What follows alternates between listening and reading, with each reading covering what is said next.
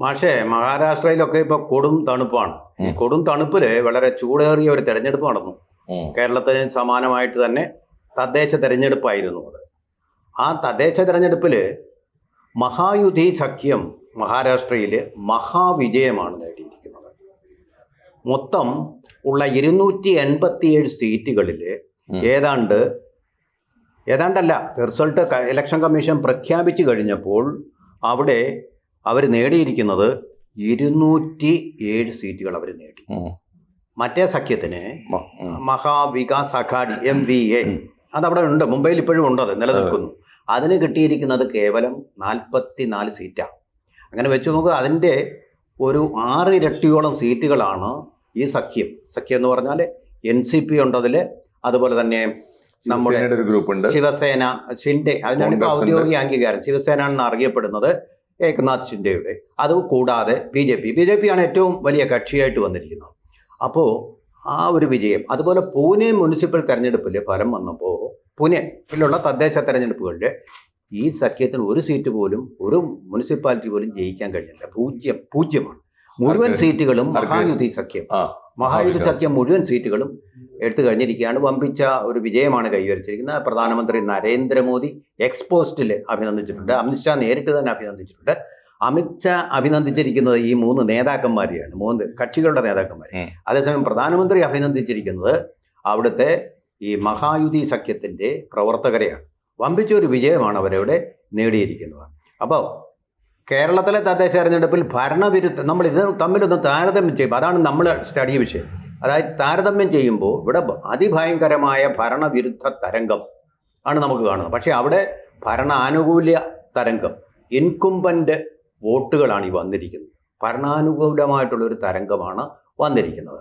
അപ്പോൾ ഇതിൻ്റെ ഒരു രാഷ്ട്രീയ വിശകലനം എങ്ങനെയാണ്? ഈ മഹാരാഷ്ട്രയിലെ ഇലക്ഷനിൽ ഭരണമോ ഭരണവിരുദ്ധമോ അല്ല അവിടുത്തെ അടിസ്ഥാന കാര്യം എന്ന് നമുക്കറിയാം. 2 മഹാത്മാക്കൾ തമ്മിലാണ് അവിടെ ഏറ്റുമുട്ടിയത്, മഹായുധിയും മഹാവികാസ് അഘാഡിയും. ഈ രണ്ടിന്റെയും എന്താണ് പ്രശ്നം? കഴിഞ്ഞ കുറച്ചു കാലമായിട്ട്, എനിക്ക് തോന്നുന്നു കഴിഞ്ഞ 5 കൊല്ലമായിട്ട് തന്നെ കൊണ്ടുപിടിച്ച ശ്രമങ്ങൾ അവിടെ നടക്കുന്നുണ്ട്. ഇലക്ഷൻ നടന്നത് ഇന്നലെ, കഴിഞ്ഞ ദിവസമാണെങ്കിൽ പോലും മഹാരാഷ്ട്രയിലെ ഇലക്ഷൻ പണി തുടങ്ങിയിട്ട് കുറെ കാലമായി. അതിന്റെ പ്രധാനപ്പെട്ട കാരണം BJPക്ക് അവിടെ നശിപ്പിക്കേണ്ട ഒരു ശക്തിയുള്ളൂ. കോൺഗ്രസ് അല്ല അവരുടെ ശത്രു. അവിടെ മഹാരാഷ്ട്രയിലെ BJPയുടെ ശത്രു NCPയും അല്ല. മഹാരാഷ്ട്രയിലെ BJPയുടെ ശത്രു ചരിത്രപരമായി തന്നെ ശിവസേനയാണ്. ബൽതാക്കറുടെ കാലം തൊട്ട് തന്നെ BJPയേക്കാൾ വലിയ ശക്തിയായി മഹാരാഷ്ട്രയിൽ വേര് പിടിപ്പിച്ചവരാണ് അവര്. അതിനവർക്ക് ഒരുപാട് കാരണങ്ങളുണ്ടായിരുന്നു, അടിസ്ഥാനപരമായ കാരണങ്ങൾ. പലപ്പോഴും നമ്മൾ ഈ വിചാരിക്കുന്നത് പോലെ ഈ ഹിന്ദുത്വം, ഹിന്ദു വർഗീയത അല്ലെങ്കിൽ അത്തരം വിഷയങ്ങളല്ല മഹാരാഷ്ട്രയുടെ പ്രശ്നം. മണ്ണിന്റെ മക്കൾ വാദമായിരുന്നു അവിടെ. നമ്മളിപ്പോ ഇന്ന് ഈ കാണുന്ന പല ലോകരാജ്യങ്ങളിലും കാണുന്ന ഒരു പ്രവണത ഉണ്ടല്ലോ. ഇപ്പൊ അമേരിക്കയിൽ കുടിയേറ്റക്കാർ വേണ്ട, അമേരിക്കക്കാർ മതി എന്നൊക്കെ പറയുന്ന ഈ കുടിയേറ്റ വിരുദ്ധ വികാരം ലോകത്തിൽ തന്നെ ആദ്യമായി ഉന്നയിച്ചൊരു പാർട്ടിയാണ് ശിവസേന. ശിവസേനക്കാരത് മണ്ണിന്റെ മക്കൾ വാദം. ശിവസേനക്കാരത് ഉന്നയിച്ചത് ബോംബെ ഒരു കാലത്ത് അവരുടേതായിരുന്നില്ല. മറാത്തികൾക്ക് വലിയ റോൾ ഉണ്ടായിരുന്നില്ല ബോംബെ എന്ന മഹാനഗരത്തിൽ. ഇന്ത്യയിലെ എല്ലാ നാട്ടിൻപുറങ്ങളിൽ നിന്നും പണി തേടി ഒഴുകിച്ചെന്നവരും അധോലോക നായകന്മാരായി വന്നവരും ഓർമ്മയുണ്ടല്ലോ. ഹാജി മസ്താൻ തൊട്ട് ദാവൂദ് ഇബ്രാഹിം വരെ എല്ലാവരുടെയും ഒരു ഡോൺ. പിന്നെ ഒരു പ്രധാനപ്പെട്ട കാര്യം, ഈ കലാ, സംസ്കാരം, സംഗീതം, സിനിമാ നടന്മാര്, അതിനുവേണ്ടി വന്നുപെട്ടവര്. അവര് അവിടുത്തെ മുഴുവൻ സ്വത്തും അവിടുത്തെ മുഴുവൻ ആഡംബര ദേശങ്ങളും ഭവനങ്ങളും ഒക്കെ കൈവശപ്പെടുത്തിയ ഒരു കാര്യം. ആ ഒരു വികാരം മൊത്തത്തില് മറാത്തികൾക്ക് മഹാരാഷ്ട്ര ഇല്ല എന്നൊരു വികാരം വന്നു. അവർക്കാണെങ്കിൽ പഴയ മുഗളന്മാരോട് ഏറ്റുമുട്ടി വീരനായകനായ ശിവസേനയുടെ, സാക്ഷാൽ ശിവജിയുടെ പാരമ്പര്യം ഉണ്ടല്ലോ, അതാണ് അവരുടെ ഒരു അഭിമാനം. അത് വെച്ചിട്ടാണ് അവർ മണ്ണിന്റെ മക്കൾ, മദ്രാസി ഗോ ബാക്ക്, ഓർമ്മയുണ്ട്? മദ്രാസി എന്ന് പറഞ്ഞാൽ സൗത്ത് ഇന്ത്യൻസിന്റെ താവളായിരുന്നു ഇത്. ഹാജി മസ്താൻ പോയത് തമിഴ്നാട്ടിൽ നിന്ന്, നമ്മൾ ഓർക്കണം. അപ്പോ ആ ഒരു അവസ്ഥയിൽ നിന്നുണ്ടായൊരു വികാരമാണ്, അതാണ് ബൽതാക്കറയുടെ വികാരം, അതാണ് ശിവസേന. ആ ദേശീയവാദമാണ് അടിസ്ഥാന ദേശീയവാദം. BJPക്കാണെങ്കിൽ അത് ഉന്നയിക്കാൻ കഴിയുകയുമില്ല, ദേശീയവാദമാണ്. അപ്പൊ ആ ദേശീയവാദവും പ്രാദേശികവാദവും തമ്മിൽ, മറാത്തിവാദവും ഭാരതീയതയും തമ്മിലുള്ള ഏറ്റുമുട്ടലായിരുന്നു അത്. അത് തകർക്കാൻ എളുപ്പമായിരുന്നില്ല ബൽതാക്കറെ ഉള്ളപ്പോൾ. ബൽതാക്കറുടെ കാലശേഷം ഇനി സമയമായി എന്ന് BJP തിരിച്ചറിയുകയും അത് പൊളിക്കാനുള്ള പണി തുടങ്ങുകയും ചെയ്തു. അതിലാണ് താക്കറെ കുടുംബത്തെ തന്നെ ഭിന്നിപ്പിച്ചത്.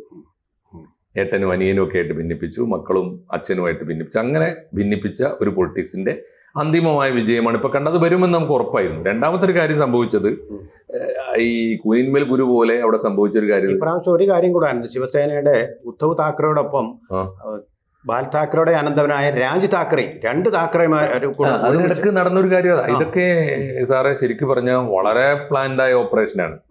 ഓപ്പറേഷൻ നടക്കുന്നത് ബോംബെയിലും മഹാരാഷ്ട്രയിലും ഒന്നും ആവില്ല. അത് കേന്ദ്ര ആഭ്യന്തര മന്ത്രാലയത്തിലൊക്കെ നടക്കുന്ന ചില ഓപ്പറേഷനാണ്. അപ്പൊ ആ ഓപ്പറേഷൻ വളരെ സിമ്പിൾ ആണ്. എന്താ വെച്ചാൽ ആദ്യം ഇവരെ പിളർത്തി, എന്നിട്ട് ഒരു ഗ്രൂപ്പിനെ മഹാവികാസിന്റെ കൂടെ നിർത്തി, എന്നിട്ട് മഹാവികാസിന്റെ കൂടെയുള്ള ഭരണത്തിന്റെ ആനുകൂല്യങ്ങളൊക്കെ ഉപയോഗിച്ചിട്ട് നല്ലൊരു ശതമാനത്തെ ഈ വിഘടിത ശിവസേനക്ക് അംഗീകാരം കൊടുത്തത് അത് ഔദ്യോഗിക ശിവസേനയായിട്ട് മാറി. ഷിൻഡെ ഗ്രൂപ്പ് അവർക്ക് അംഗീകാരം കൊടുത്തു കഴിഞ്ഞിട്ട് അവർക്ക് വലിയ ജനപ്രീതി ഉണ്ടാക്കി, മാസ് ബേസ് ഉണ്ടാക്കി. എന്നിട്ട് വളരെ സമർത്ഥമായി ഇവരെ രണ്ടുപേരെ അങ്ങോട്ട് ഒന്നിപ്പിച്ചു. ഇപ്പൊ ബാൽ താക്കറെയും ഷിൻഡെയും ഒന്നാണല്ലോ. അത് നടന്നു ഒരു കാലത്ത്, ഒരു ഭാഗത്ത്. ഇതേ കാലത്ത് ഈ പ്രതിപക്ഷത്തിന്റെ തലയിൽ ആൾപ്പാർപ്പ് വേണ്ടേ? അവരെന്താ ചെയ്തത്? അവർ ഉള്ള ഐക്യം തന്നെ തകർന്നു. അവിടെ മഹാവികാസ് വേറെ. ഇപ്പോൾ ഈ തെരഞ്ഞെടുപ്പിൽ എങ്ങനെ നടന്നത്? മഹാവികാസ് വേറെ, കോൺഗ്രസ് വേറെ. അല്ല, ഒരുമിച്ചാ. ഞാൻ പറഞ്ഞത് പ്രത്യക്ഷത്തിൽ മുന്നണി ഉണ്ടായിരുന്നെങ്കിൽ പോലും ഒട്ടേറെ സീറ്റുകൾ സാർ എടുത്തു നോക്കൂ. ഒട്ടേറെ സീറ്റുകൾ ഇവർ സൗഹൃദ മത്സരത്തിലാണ് നടത്തിയിട്ടുണ്ട്. എന്ന് പറഞ്ഞാൽ ആ സീറ്റ് ഞങ്ങൾക്ക് തന്നില്ല, അപ്പൊ ഞങ്ങൾ അവിടെ മത്സരിക്കും. കോൺഗ്രസ് കയറി മത്സരിച്ചു. ഈ പലയിടത്തും അങ്ങനെ NCP-യുമായിട്ട് പ്രശ്നം. ഇതേ സമയത്ത് തന്നെ വേറൊന്നുകൂടി നടന്നു. NCP-യിലും ഈ തലമുറ പോരാട്ടം ഉണ്ടാക്കി. ശരത് പവാറിനെതിരായിട്ട് മരുമോനെ കൊണ്ടുവന്നിട്ട് അതിനെയും പിളർത്തി. എന്റെ സാറേ, ഈ ഓപ്പറേഷൻ, ഈ പൊളിറ്റിക്കൽ ഓപ്പറേഷൻ അതിഭീകരമാണ്. അതുകൊണ്ട് മഹാരാഷ്ട്രയിലെ തെരഞ്ഞെടുപ്പ് എനിക്കൊരു അത്ഭുതം ഉണ്ടായിരുന്നില്ല. തൂത്തുവാരുമെന്ന്. നമ്മളിപ്പോ പണ്ട് ബീഹാർ തെരഞ്ഞെടുപ്പിൽ നമുക്ക് നേരത്തെ പ്രവചിക്കാൻ പറ്റിയിരുന്നല്ലോ ബീഹാർ എങ്ങോട്ടാ പോകണമെന്ന്. അതുപോലെ തന്നെ അതിനേക്കാൾ കഷ്ടമായിരുന്നു മഹാരാഷ്ട്രയുടെ കാര്യം. അതുകൊണ്ട് മഹാരാഷ്ട്രയിൽ പ്രത്യേകിച്ച് ഒന്നും പുതുതായിട്ട് സംഭവിച്ചിട്ടില്ല. മഹാരാഷ്ട്രയിൽ കഴിഞ്ഞ 5 കൊല്ലമായി നടന്ന കഠിനമായ രാഷ്ട്രീയ പ്രയത്നത്തിന്റെ ഫലം BJP-ക്ക് കിട്ടി എന്ന് കൂട്ടിയാൽ മതി. BJP ജയിച്ചു, ശിവസേന തോൽക്കുന്നു എന്ന് വേണം പറയാൻ. മഹാവികാസ് തോൽക്കുന്നത് വേറൊന്നും കൊണ്ടുമല്ല. എവിടെയൊക്കെ ഇപ്പോഴും ഇന്ത്യയിൽ ഒരു പ്രതിപക്ഷ മുന്നണി കെട്ടിപ്പടുക്കാൻ കോൺഗ്രസ് പരാജയപ്പെടുന്നു എന്നതിന്റെ തെളിവാണത്. മഹാരാഷ്ട്രയിൽ പരാജയപ്പെട്ടു. ഇനി അത് അവശേഷിക്കുന്ന കുറച്ച് സംസ്ഥാനങ്ങൾ ഭരിക്കുന്നുണ്ട്. എവിടെയാ പരാജയപ്പെടാത്തത്? രാജസ്ഥാൻ എങ്ങനെയാ പോയത്? കോൺഗ്രസിന് ഇത്രയേറെ ബേസുള്ളൊരു സംസ്ഥാനം എവിടെയുള്ളത്? ഇന്ത്യയിലെ ഏറ്റവും വലിയ സംസ്ഥാനമല്ലേ രാജസ്ഥാൻ? കോൺഗ്രസിന് അപാരമായ ബേസുള്ള സംസ്ഥാനമല്ലേ? അത് കളഞ്ഞില്ലേ? ഇനി എവിടെയുണ്ട് ഇപ്പോ? ഇനിയിപ്പോ ആകെയുള്ളത് ഒരു തെലങ്കാന ബാക്കിയുണ്ട്, ഇവിടെ ഒരു കർണാടക ബാക്കിയുണ്ട്. അവിടെയൊക്കെ നടക്കുന്ന കളികൾ നമുക്കറിയാലോ. കണ്ട് ഒക്കെ ഈ വളരെ ശക്തമായ ഗ്രൂപ്പിസം ഉണ്ടാക്കുക, പിളർത്തിയെടുക്കുക, അടർത്തി മാറ്റുക. ആ നയം നടന്നുകൊണ്ടിരിക്കുക. എന്തിനാണ് ഇങ്ങനെ പോയാൽ? 4 മാസമല്ലേ ഉള്ളൂ കേരളത്തില്. നമ്മുടെ തദ്ദേശ സ്വയംഭരണ തെരഞ്ഞെടുപ്പ് കണ്ടാൽ നമുക്കറിയാലോ, കോൺഗ്രസ് അധികാരത്തിൽ വരേണ്ടതാണ്, UDF അധികാരത്തിൽ വരേണ്ടതാണ്. തീർച്ചയായിട്ടും വരുമെന്ന് നമുക്ക് ഉറപ്പിക്കാൻ പറ്റില്ല. കോൺഗ്രസിന്റെ നയവും പരിപാടിയും അവർക്കൊരിക്കലും ഒരു ദേശീയ ബോധത്തോടെ അല്ലെങ്കിൽ ഒരു പൊതു ജനനന്മ എന്ന ബോധത്തോടെ ഒരു ആന്റി ഇൻക്യുംബൻസിയും മുതലെടുക്കാൻ അവർക്ക് എവിടെയും സാധിച്ചിട്ടില്ല. അത്ര ദുർബലമാണ് അവരുടെ സംഘടനാ സംവിധാനം. അതാണ് എൻ്റെ കാര്യം. കേരളത്തിലെ തദ്ദേശ തെരഞ്ഞെടുപ്പിൽ അവർ ജനങ്ങൾ കനിഞ്ഞു കൊടുത്തതാണ്. വേറൊരു ചോയ്സ് ഇല്ലാത്തതുകൊണ്ട്, നിവൃത്തിയില്ലാത്തതുകൊണ്ട് ജനങ്ങൾ ചെയ്തതാണെന്ന് പറയാം. പക്ഷെ ഇവിടെ ഞാനൊരു കാര്യം ചോദിക്കാം. കേരളത്തിലെ തദ്ദേശ തെരഞ്ഞെടുപ്പ് വന്നു, രാഹുൽ ഗാന്ധി അഭിനന്ദിച്ചു. ഈ തെരഞ്ഞെടുപ്പിൽ ഏതെങ്കിലും തരത്തിലുള്ള അട്ടിമറി നടന്നായിട്ട് അദ്ദേഹം പറയുന്നില്ല. SIR-ന്റെ കാര്യം പറയുന്നില്ല, അതുപോലെ മണ്ഡല ഡീലിമിറ്റേഷന്റെ കാര്യം പറയുന്നില്ല. ഈ വോട്ടർ ക്രമക്കേട്, പട്ടികയിൽ ക്രമക്കേട് ലോക്കലായിട്ട് ഉന്നയിച്ചിരുന്നു, പക്ഷെ ദേശീയ തലത്തിൽ യാതൊരു ആരോപണവുമില്ല. അപ്പോൾ അവർ ജയിക്കുന്ന സ്ഥലത്തിൽ കോൺഗ്രസ്സിന് യാതൊരു പ്രശ്നങ്ങളുമില്ല. ഇപ്പം നോക്കിയോളൂ, മഹാരാഷ്ട്രയിൽ കള്ളവോട്ടാണ്, ഇവിടെ കള്ളവോട്ട് ചെയ്തു എന്ന് പറഞ്ഞ് ഇപ്പോൾ അദ്ദേഹം ഒരു ക്യാമ്പയിനുമായിട്ട് ഇപ്പോൾ മിക്കവാറും ഒരു പ്രസൻറ്റേഷനുമായിട്ട് വരാനുള്ള എല്ലാ സാധ്യതകളും. അപ്പോൾ സാർ വളരെ വ്യക്തമായിട്ട് ഇത് വിശകലനം ചെയ്ത് എന്തുകൊണ്ടാണ് ഈ പരാജയം എന്നുള്ളത് രാഷ്ട്രീയമായിട്ടും വളരെ വിദഗ്ധമായിട്ട് വിശകലനം ചെയ്തു. അപ്പോൾ ഈ കള്ളവോട്ട് എന്ന് പറയുന്ന ആ ഒരു ആരോപണം കോൺഗ്രസിനെ എങ്ങും എത്തിക്കില്ല എന്നുള്ളത് വളരെ വ്യക്തമല്ലേ? ആ ആരോപണം ദുർബലം ഉറപ്പാണെന്നേ. അത്തരം ടാക്ടിക്കുകളൊക്കെ ഇനി ഉപേക്ഷിക്കണം. ജനങ്ങള് കള്ളവോട്ടുകൊണ്ടൊന്നുമല്ല ജയിപ്പിക്കുന്നു തോൽപ്പിക്കുന്നു ഒന്നും. കള്ളവോട്ടുകൾ ഉണ്ടെങ്കിൽ അത് രാഹുൽ ഗാന്ധി ഇങ്ങനെ കേന്ദ്രീകരിച്ച് പാർട്ടി ആസ്ഥാനത്ത് പത്രസമ്മേളനം നടത്തിയിട്ട് ഈ പവർ പോയിന്റ് പ്രസന്റേഷൻ കൊണ്ട് കാണിക്കേണ്ടതല്ല. ഓരോ ബൂത്ത് തലത്തിലും കോൺഗ്രസ് സംഘടനാ സംവിധാനത്തെ ശക്തിപ്പെടുത്തുമ്പോൾ കണ്ടില്ലേ, ഇപ്പൊ കേരളത്തിൽ പോലും എത്രയോ വോട്ട് SIR വന്നപ്പോൾ പുറത്തായല്ലോ. കള്ളവോട്ടുകൾ ഒഴിവാക്കാനുള്ള പണി അവിടെ ചെയ്യേണ്ടത്. രാഹുൽ ഗാന്ധി ചെയ്യേണ്ടത് ദേശീയമായൊരു കാഴ്ചപ്പാടോടെ ഭാരതീയ സംസ്കാരത്തെ സെക്കുലറായി ഉയർത്തിപ്പിടിച്ചുകൊണ്ട് എക്സാക്ട്ലി ലോകമെങ്ങും നടന്നിട്ട് ഇന്ത്യയുടെ മഹത്വം പറയുകയും ഇന്ത്യയിൽ വന്ന് നരേന്ദ്രമോദിയുടെ ഭരണകൂടത്തെ തിരുത്തുകയും ചെയ്യണം. അദ്ദേഹം ഇപ്പൊ ചെയ്യുന്നത് മറിച്ച. അതെ, തീർച്ചയായിട്ടും പണി ചെയ്യേണ്ടതാണ്. അപ്പോൾ രാഹുൽ ഗാന്ധി ചെയ്യേണ്ട പണി രാഹുൽ ഗാന്ധി ചെയ്യുകയും കോൺഗ്രസ് പാർട്ടി താഴെ തട്ടിൽ ചെയ്യേണ്ട പണി സംഘടനാ മിഷനിൽ ചെയ്യുകയും ചെയ്യണം. അതല്ല, അതിന് പകരം ഇങ്ങനെയുള്ള ആളുകളുടെ ഓരോരോ സമയത്ത് ഇത്തരത്തിലുള്ള ചെറിയ സെന്റിമെന്റൽ ഇഷ്യൂസ് ഒന്നും ഉയർത്തിയിട്ട് കാര്യമില്ല.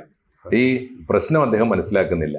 അതാണ് ജനാധിപത്യ സംവിധാനത്തിൽ ഇന്നത്തെ പ്രതിപക്ഷം നാളെ ഭരണകൂടമായി തീരും. അപ്പോഴും ഇലക്ഷൻ കമ്മീഷൻ എന്ന സംവിധാനം ഇവിടെ നിലനിൽക്കണം. അത് ഭരണഘടനാ സ്ഥാപനമാണ്. അപ്പോഴും സുപ്രീം കോടതി നിലനിൽക്കണം. അത് ഭരണഘടനാ സ്ഥാപനമാണ്. ഇതിന്റെയൊക്കെ വിശ്വാസ്യതയെ ചോദ്യം ചെയ്തിട്ട് ജനങ്ങൾക്ക് എറിഞ്ഞു കൊടുത്താൽ ജനങ്ങൾ അരാജകവാദികളായി തരും.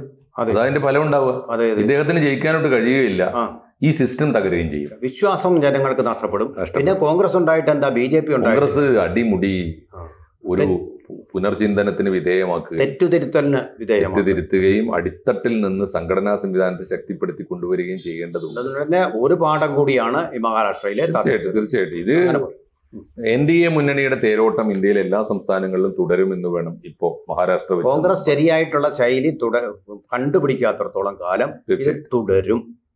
ABC ന്യൂസിനും മലയാളത്തിൽ മാത്രമല്ല സംസാരിക്കാൻ അറിയാവുന്നത്, പറയാൻ അറിയാവുന്നതും. അതിന് ഹിന്ദിയും കൂടി ഉണ്ടൊരു ABC ഹിന്ദി ന്യൂസ് ചാനലുണ്ട്. ABC Hindi news. അത് കാണുക. ദേശീയമായിട്ടുള്ള കാര്യങ്ങൾ അതിലൂടെ കൂടുതൽ ആഴത്തിൽ മനസ്സിലാക്കാൻ നിങ്ങൾക്ക് സാധിക്കും. ABC Hindi news. കൂടുതൽ വാർത്തകളും വിശേഷങ്ങളും നിങ്ങളിലേക്ക് എത്താൻ ABC മലയാളം സബ്സ്ക്രൈബ് ചെയ്യുക, ബെൽ ബട്ടണും അമർത്തുക.